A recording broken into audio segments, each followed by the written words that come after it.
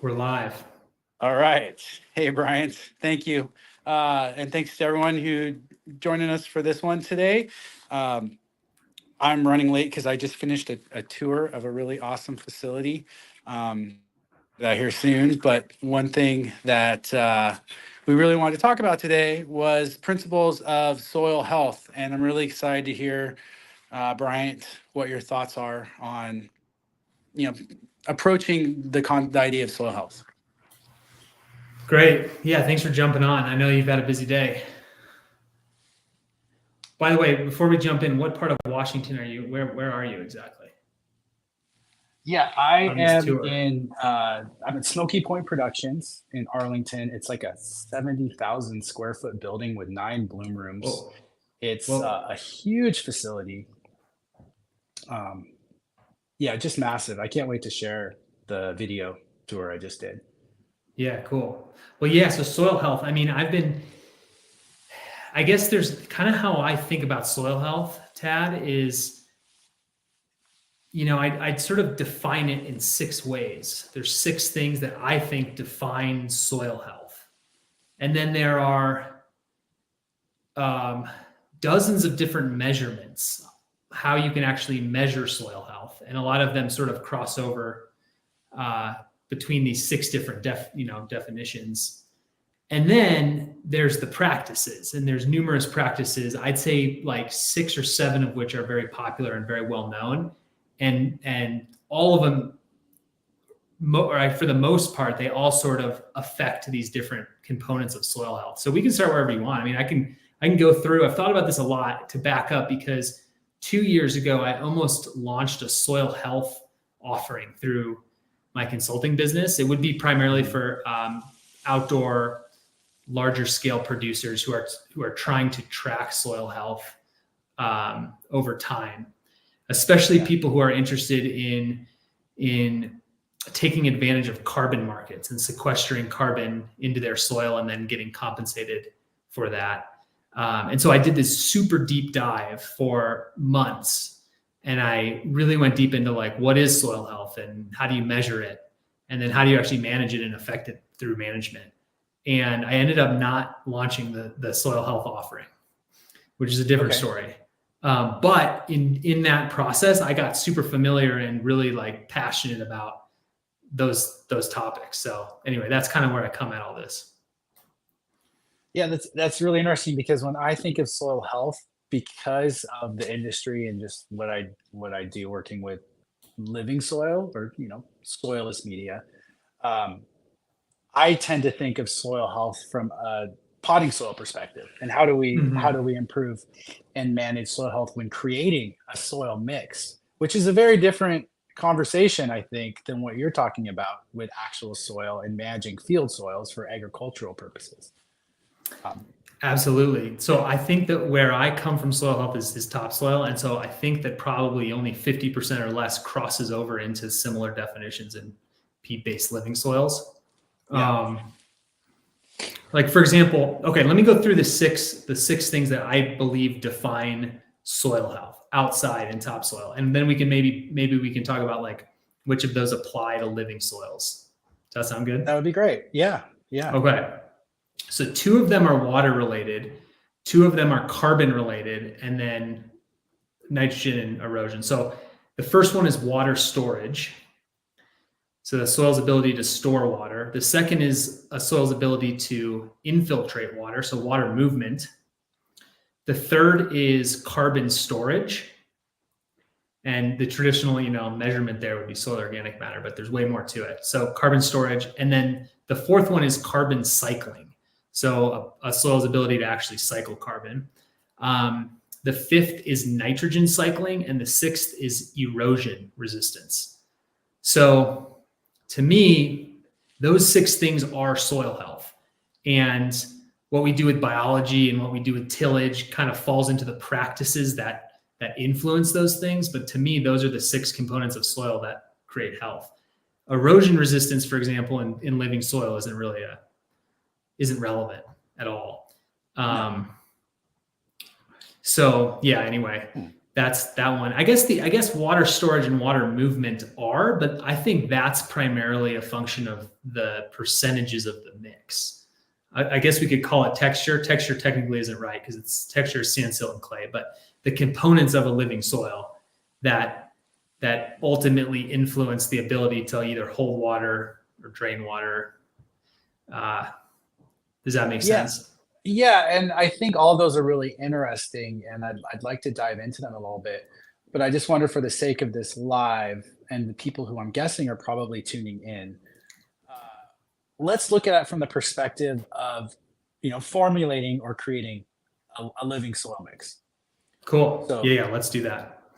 and for me, yours are really interesting. So when I've always thought of it like a triangle, essentially, where each part is an equal pillar of living soil health. And for me, the three things that I've looked at, and it's not a complete thought yet, I'm finding, but the physical properties of my mix. So that would incorporate, water infiltration, porosity, aeration, water holding capacity, habitat for microbes, and root space, so the roots are able to penetrate into that soil mix effectively. That would be one of them. The next one would be the biological component of the soil, which we're getting from compost or earthworm castings or some other, maybe making a tea or adding particular bacillus species, things like that. And that nutrient cycling that happens from the biology in there. And then the third one would be the chemical properties of that soil. So, the levels of various cations and anions, the nutrients that we're adding into the soil for the plant to take up. And those three things are sort of the three things that I think about when I'm thinking about formulating a soil. I don't know. What are your thoughts on that?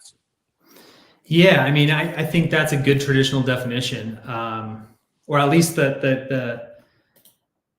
yeah. I think it's just a different angle at looking at it. I think it's tough to define what healthy is when it comes to biology and what healthy is when it comes to chemistry. I mean, for me, chemistry is all about like, how do you create optimal nutrient levels to maximize plant growth and photosynthesis and plant health and disease resistance, while also making sure that what you're doing is stimulating microbiology and improving soil physical structure. So kind of how I think about that three stool is, when you're managing one of them, how does it influence the other two? So I think it's probably the same thing, getting at it from different angles. So yeah, that's always a good framing for sure. And in terms of a soil mix, I do think, I mean, I was just thinking about sort of the physical properties you were talking about, and then also just sort of by my definition, the water holding. And there's something that keeps coming up that I just want to mention for growers in living soil, where I think it's really important to not just manage the moisture in the top of a bed or the top of a pot, but also at the bottom. So I just think that when it comes to water holding, you can have a soil profile that's too dry at the top and too wet at the bottom, or optimal in the top 6 inches and almost anaerobic in the bottom. So I think one tip in terms of just a very direct practice that I think people should think about is really either shoving a soil moisture probe into the bottom of a fabric pot or bed, or digging a hole, or somehow accessing the bottom to feel the moisture down deep. That's just one sort of direct tip that I was just thinking about. Can we talk about that for a second? Because I think that brings up an interesting question, because I had a call yesterday with Grow, where they were reaching out because they were having some issues with their plant health, and their beds were 16 to 18 inches deep. I don't remember off the top of my head, but they were quite deep in soil. And what they were finding is their moisture content at the top of the bed was good, but when they got down towards the bottom, it was bone dry. So the roots are not going to push into that zone. And they were having a really tough time measuring out, maintaining the proper moisture levels. They were actually using blue mats too, but I was trying to ascertain if they were over or under watering, and it was very difficult. The depth of the bed, I actually found a little more challenging. If they had had a bed that was like 10 inches of depth, I think it would almost be a little bit easier to manage in some respects for specifically for irrigation water Yeah. infiltration. What are your thoughts around that? My initial thought is underwatering. And the reason I say that is, in my experience, once you fully saturate a soil, the lower profile should almost never be drier than the above ground, the top part of the profile. It would be, I guess it would be very rare in a living soil to get a dry horizon down deep. My thought is it never was wet. It could be hydrophobic, where it creates channels and goes around different pockets of soil, and it never fully saturates that bottom layer. That would be my guess. When I used to grow in really big pots, like 100-gallon, which I still like to do just because the huge plants are kind of they're cool sometimes. Sure. I'll dump that thing out at the end of the season, and sometimes I'll still have hydrophobic pockets of soil that I guarantee were never wet all season long. So I think that what they need to do is reach full saturation, and they should probably use a surfactant, like some kind of yucca drench, to really just get all of those pockets of dryness. And then from there, it really shouldn't dry out. I mean, it would dry out maybe over the course of like a year. If no water, if they just were watering that top 6 inches and had perfectly efficient irrigation only to 6 to 8 inches, it theoretically could dry out over the course of a year, but that should be wet down there, in my opinion. Yeah. I think that was issue. The thing is, they were working with a consultant who was saying that they had high levels of mycetes in their soil, which is they're claiming it's a good sign of a pathogenic conditions. So they're kind of afraid to water heavier. And in the course of this conversation, what I was saying is I don't tend to make my management decisions around what I see under a microscope. I tend to make them more around soil analysis, or in this case, how we think that the hydrology of the bed actually is, and try and optimize that first. I would never, if I was dealing with disease pressure, which I would only identify based on plant symptoms also. And the plants did not have any disease symptoms. So but he was saying a whole different conversation. You're going to get PM because you have these mycetes that he's identifying under a microscope, and that became this whole thing. Okay. Just to give you the context. Totally. So that's even on another level, but I would only manage disease based on plant symptoms. And even if the plant was showing disease symptoms, I would almost always prioritize plant health over suppression of disease, because to me, the best resistance to disease and pest is really vigorous growth and good plant health. So you don't want to take actions that are really significant, like reducing water, or starving a plant nutritionally, or doing something funky with your environment in an attempt to suppress disease or pests, and in doing so suppress your plant health. To me, that's like you've already lost at that if you really have a disease. But then there's that other issue of, do they actually have diseases, which if the plant's not showing symptoms, I don't think so. Yeah. On the line of irrigation, I know we're getting off topic from the principles of soil health, but this was a question. I'm trying to software here. Can you see it on the screen?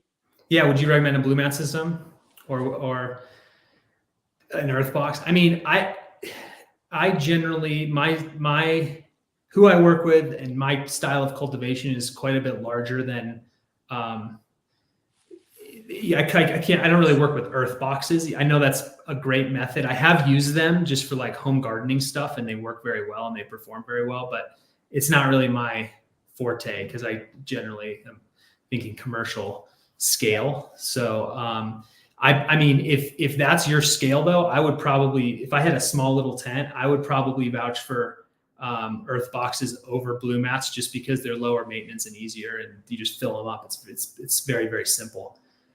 I would say, for me, if you're in a pot, that say, let's just throw out a number, less than 20 gallons, I don't really like to use blue mats. Um, if anything in a bed situation, I think blue mats work great. Hand watering is also fine. The blue mats just make that easier. Um, if I think the earth boxes make things simpler, but I think that you sacrifice a little bit on yield.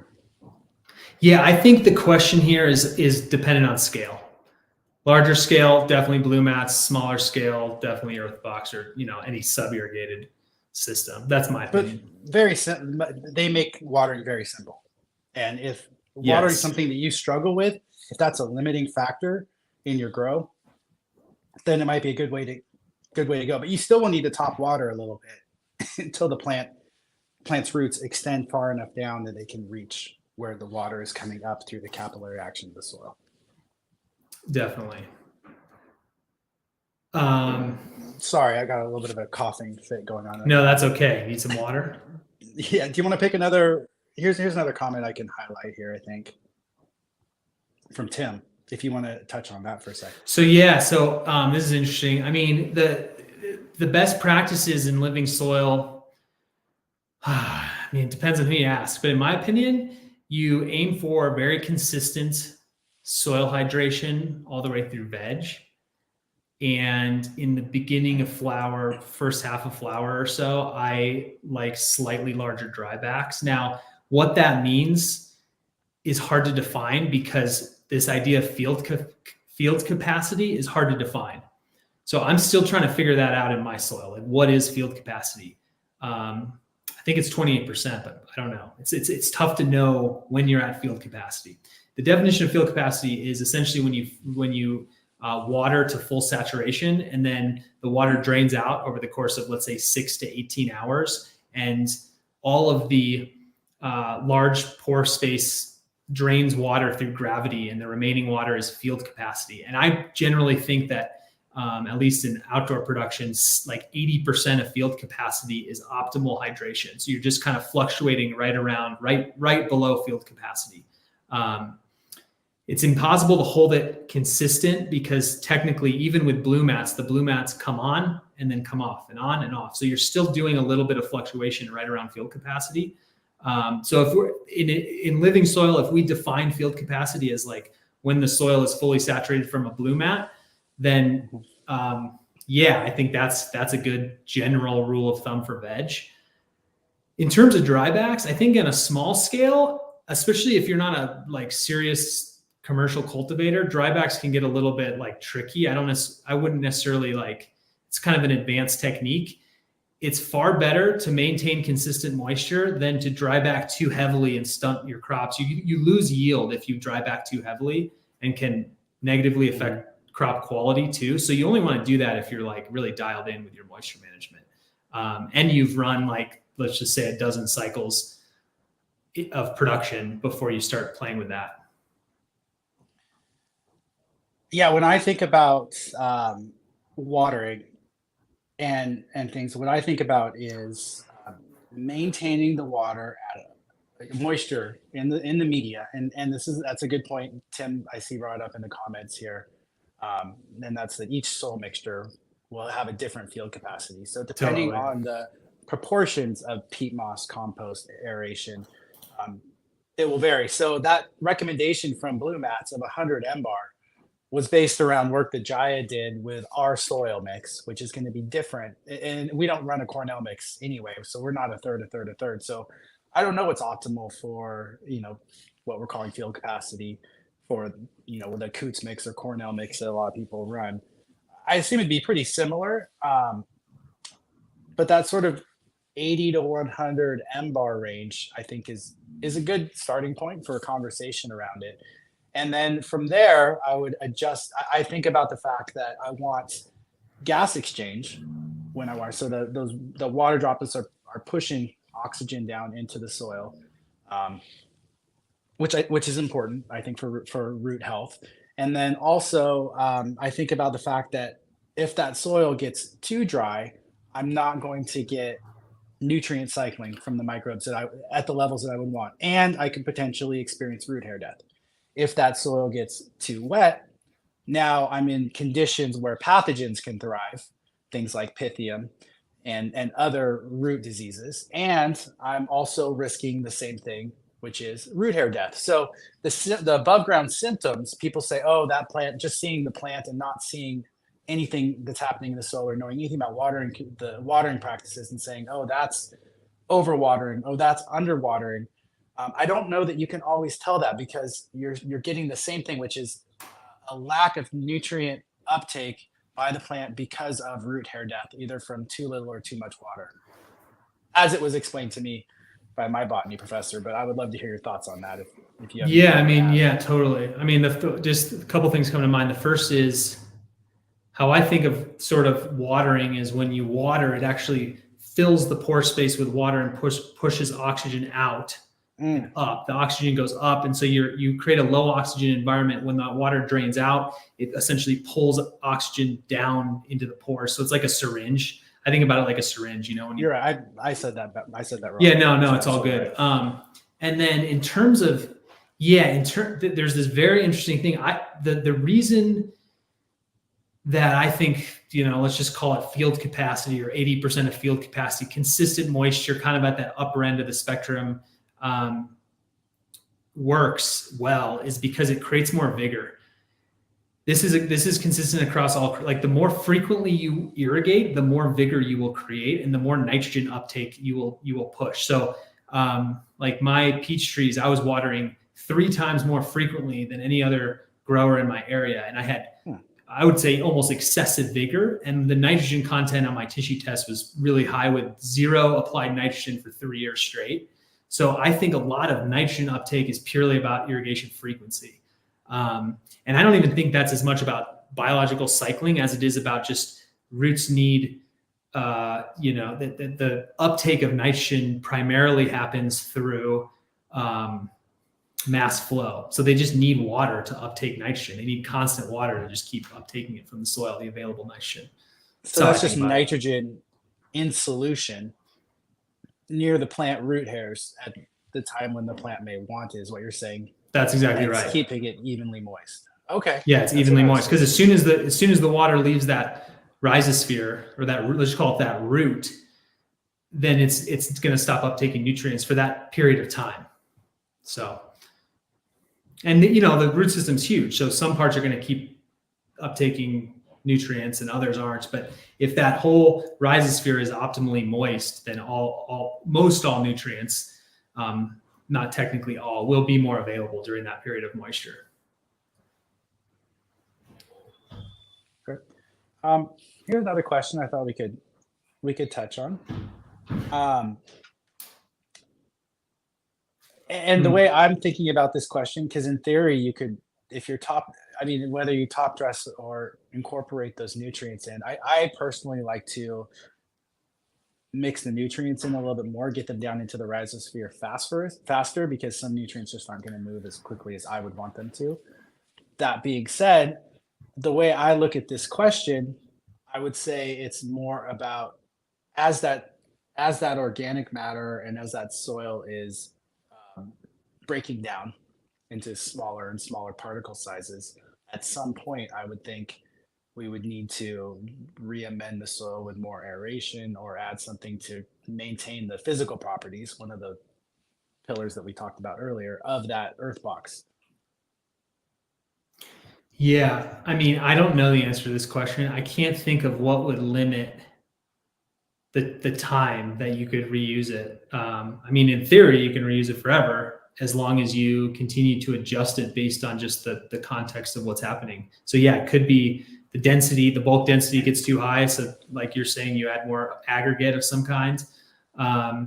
Could be that you get some kind of weird disease in that soil and you need to toss it. I don't know what would limit the number of runs you could run through an earth box. I think those are the things that you mentioned: disease, bulk density. If your fertility becomes very imbalanced over time, I think that could have an issue. Yeah, I mean, I'm assuming you're testing and re-amending based on soil tests. That's like my whole thing. So if you're doing that, then yeah, you should be fine. If you're not doing that, well, it might be one round. I mean, until you're going to see production drop off, maybe 2 rounds, depending on how fresh and rich the soil is. Yeah, but I think the thing that we have to keep in mind too is that every time we harvest a plant, we're removing something. It's not a closed system. So we're removing organic matter, we're removing, nutrients or fertility, and those things are what we replace when we add back in these dry amendments, or potentially in this case, the person talked about worm castings. I've actually moved away from adding or recommending as much adding compost or castings every cycle. That's where we started, and now I do less of that, and I think that might be an interesting thing to talk about. This is a good thing to talk about because, when it comes to soil health, right? I do think I've been so into this idea of like carbon flows through the soil. So like just repeated applications of carbon, which comes from alfalfa meal. It comes from, like, let's just say half of the amendments that people apply every round. Half of those are carbon based, and the research shows that those are completely beneficial to nitrogen cycling, carbon cycling, not all of them, but most of the soil health variables. So that counts. But I just love the idea of really not only inoculating soil. I don't think that's the biggest thing, is just feeding soil, feeding the microbes, and also just providing kind of a really slow releasing source of nutrients in the form of compost and castings. However, I think where you're coming at it is just from a production level. Like if you're a commercial grower, especially inside, there's so many other considerations, from mostly just introduction of pathogens and pests. I think that's what I think about. So that definitely has to be, you definitely have to think about that. The soil doctor tool, I've decreased the instances when it recommends compost. And when it does recommend compost, I increase the quantity it recommends, with the idea being that you want to minimize the number of times you bring compost into a facility. And so when you do it, you should do it. That may get a little bit at what you're referencing, Tad. There's two main reasons, and you touched on the biggest one, which is the risk of. I mean, you're pretty much guaranteed fungus gnats. So let's start with that, which is not the end of the world, but it's something that has to be treated. So now you're having to buy SF nematodes and hang sticky traps. Well, you should already be doing these things, but assuming you're not already, but you're also at risk for other pathogens, which in a commercial facility can be a big deal. On top of that, I think compost consistency on the commercial scale is so hard to get. I've seen composts, that I thought were good, suddenly come back very high in chlorides, and now I have to manage the chloride levels in the soil, or sodium, or maybe it wasn't fully composted and now the ammonium levels are high. So like, I can't just assume that if I buy brand X compost, I'm getting the same thing every time. We have to keep in mind that these things are moving targets. And so that to me is just another variable that on a commercial scale, sometimes I don't really want to deal with. And if I want to go with high-end worm castings, that's really expensive to purchase. So those are some reasons I recommend it less. But that's not to say, I think the biggest point is like, it's not a black and white answer. And that's something that is probably a bigger conversation, and that I hate about this industry is people will say, okay, well, yeah, you need to add compost. Whatever the topic is, there's always like one right answer and one wrong answer, when really it's like, it's kind of complex and depends on the situation, and there's pros and cons to both. Absolutely. And to go back to the soil doctor tool, growers get to choose whether or not they want to apply compost. So most of the recommendations that come out of it have no because people say no for the reasons you're talking about. I just got off a call a couple of days ago with a grower in Nevada who has like multiple acres of like these 7-gallon pots. This is all outside, by the way. So they're outside and they have these little, not 7-gallon, they're like a couple gallons of cocoa, and they just feed synthetic nutrients. And they want to convert to in-ground production. Like they want to scrap all that. And they have this really degraded, compacted, 50-acre farm. And in that instance, I was recommending huge amounts of compost. but it's a completely different context. And the goals are completely different. We're trying to break up compaction and incorporate tons of carbon into the soil and just make the whole soil system come alive and, eliminate their sort of like semi-hydro grow. So in that case, compost is literally the best tool. They can also get it for fairly inexpensively down the street from them, and they don't have to worry about really anything. Even if it was kind of high in sodium, it's better than what they're working with. So yeah, it's context specific. I think to stick to the indoor conversation, I was about to say this. So saying very high chloride and sodium in the last batch of castings. I've had castings with unbelievably high nitrate levels, like insane. And it really depends on the feedstock. So what are you feeding the worms, and how long is it in there, and how much water is running through that worm bin or production or pile or whatever. So yeah, you can really, and heavy metals are a concern, obviously, always. So it's definitely you lose precision with compost when it comes to nutrient management. Yeah. There's some good questions here. I want to go back a little bit. Someone asked the question about aeration and water that I want to get to, red hair, green thumbs. But I thought this was a good question because I know I have an answer. But what is your thoughts around adding worms to your living soil bed or your pot?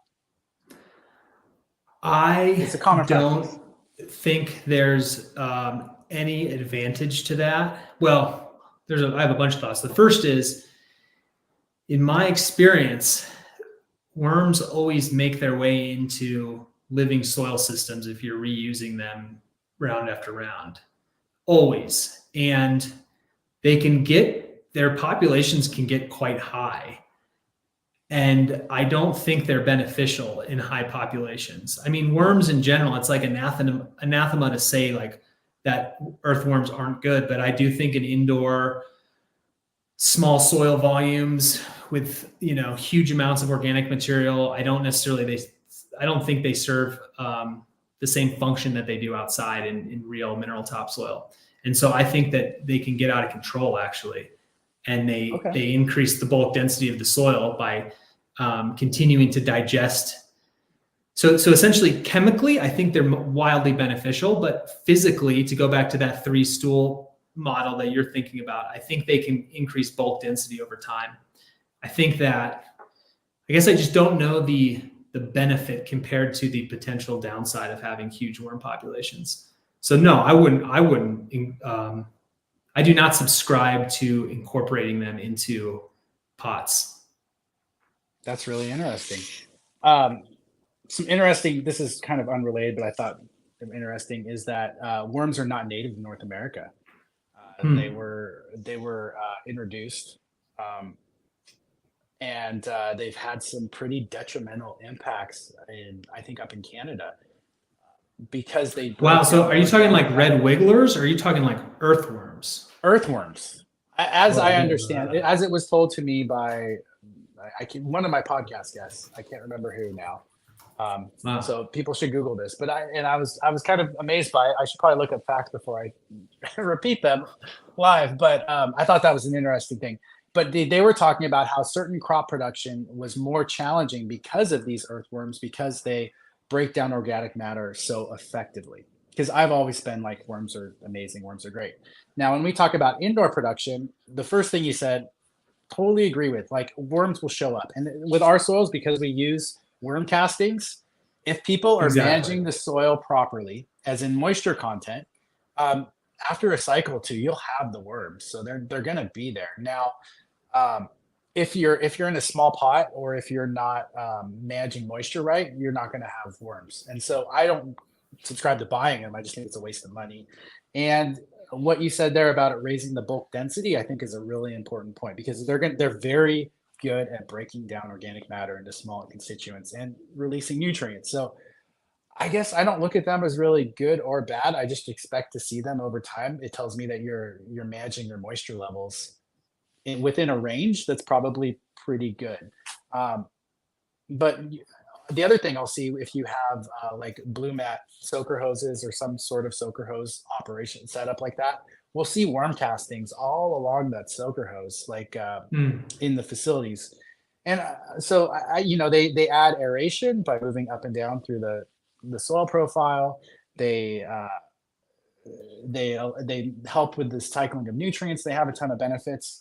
I just don't think to add them, but I don't know if they're good or bad.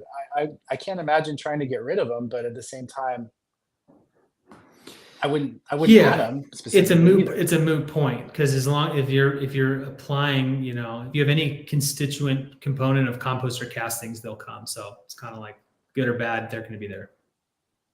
Yeah, yeah. So I don't freak out about them. Um, let's see here. There was one question about, let me see if I can find it, that I thought was a good question, about if I add more aeration to my system, how does that impact? Would that allow me to water more optimally? Here we go. Um, it requires you to water more because it has more aeration. So if we talk about something like ProMix, because it has more aeration component in it, would that be more optimal from a nitrogen Okay, perspective? so yeah, that's an interesting question. But the what's causing the increased nitrogen uptake is available water capacity. So the frequency of water, I guess I misspoke. It's not the frequency of water; it's just high water holding capacity um, is what's increasing that nitrogen uptake, as long as it's optimal. So if you add more aeration, you will have to water more frequently. You won't have to water more water necessarily, but you will have to water more frequently and probably more water. Um, but no, I don't think that would benefit plants from a nitrogen uptake standpoint because that water is going to drain out faster too. So even though you're watering more frequently, it's draining out faster. So the total water holding capacity isn't necessarily higher. That's interesting. Yeah. Okay, we're running long. I figure we always would, but let's tackle this question, and then Yeah, hopefully we sure. can I do could some tackle more in the this one. future here.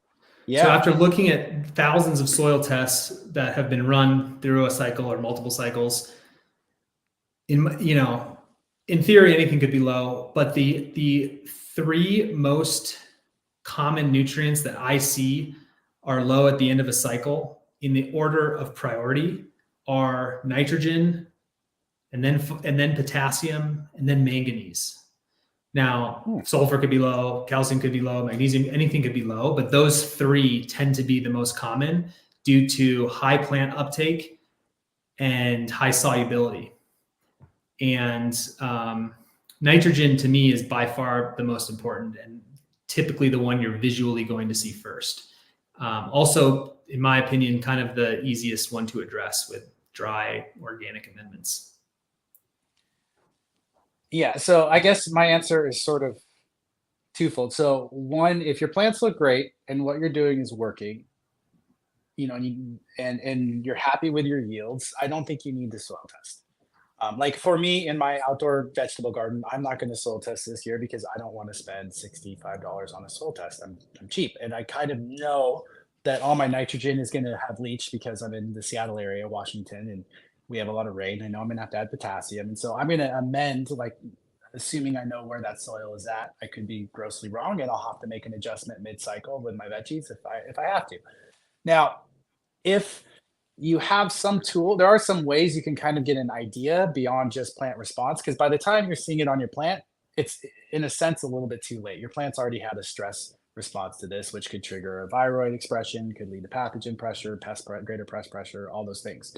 So if you have like an EC meter or a pH pen, and you can at least see that you're within a good pH range, good fertility range, in terms of ppms in your soil. That's another tool you can use without getting a full soil test. It's not going to tell you what your ratios are of these things, but they'll give you an idea.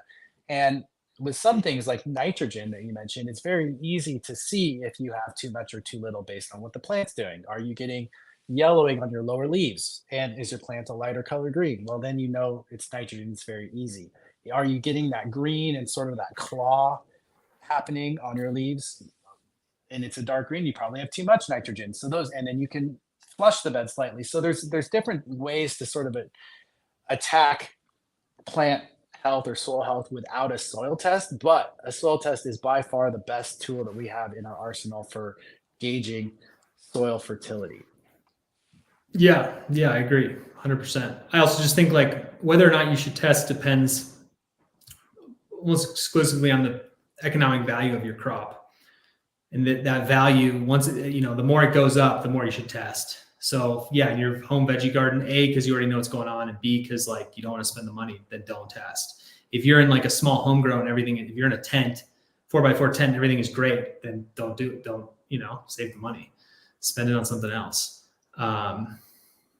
So, All right, I just want to highlight this so that people don't take what I said as gospel. So apparently there were some earthworms here, but they did get wiped out. So we do have a native earthworm species. So I think it is the European Crazy. earthworm that got introduced that caused a lot of the problems that this gentleman, I believe it was at one of my, I think it was at the biocontrols conference, was talking about, just where the organic matter was being broken down so rapidly that it was hard for them to generate enough to grow certain crops.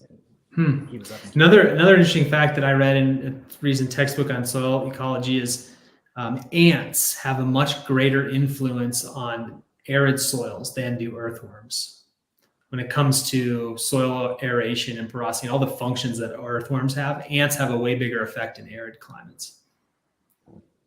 Very interesting. Yeah, well, kind of random. Thank you. We already ran long. I learn something every time we do this, so thank you. And I really appreciate everyone that tuned in. And hopefully we can continue to build this and just continue the dialogue.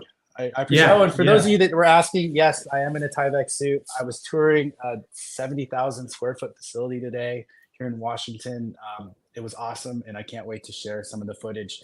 Maybe I'll throw a few glimpses of it up on Instagram before I leave here. So, yeah. Great. Well, good chatting. See everyone later. I'll see you soon at the Living Soil Summit, Bryant. It's coming up. That's right. Wow, is it really? I guess it's midway through February. Yeah. I look Yeah, forward cool. to it. I'm excited. All right. Talk to you later. Take care.